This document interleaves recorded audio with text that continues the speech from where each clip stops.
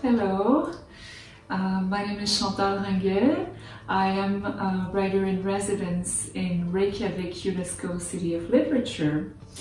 I am here since the beginning of October 2019 in order to inaugurate this residence.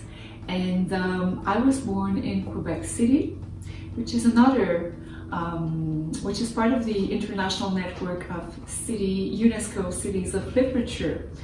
And so far I've had the great privilege to be able to work on my own project while living here in Reykjavik and meeting with local people or writers and artists working on very interesting projects.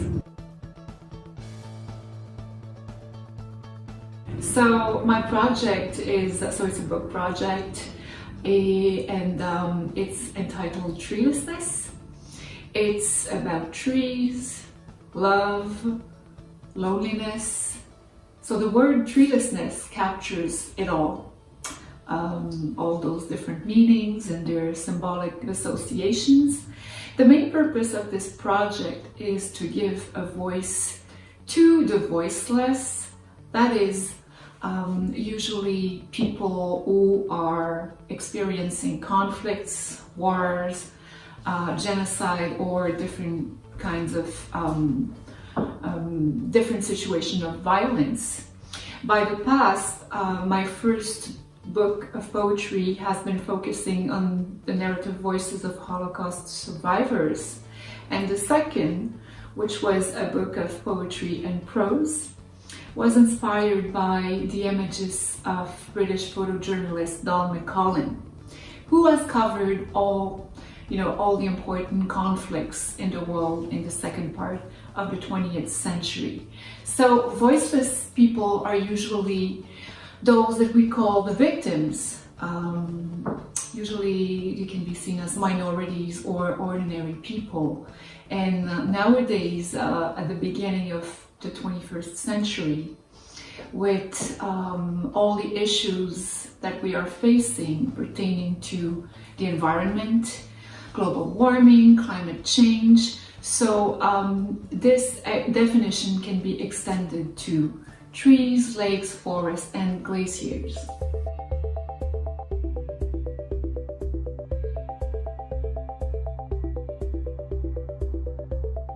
Yes, so far it has been a great privilege to be here and to have a whole month to devote my time to my own creative writing.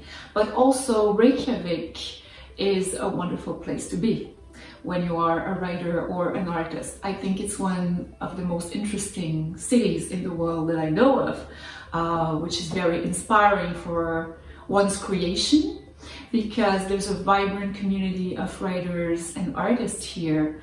And I think that Reykjavik is becoming more and more an international hub.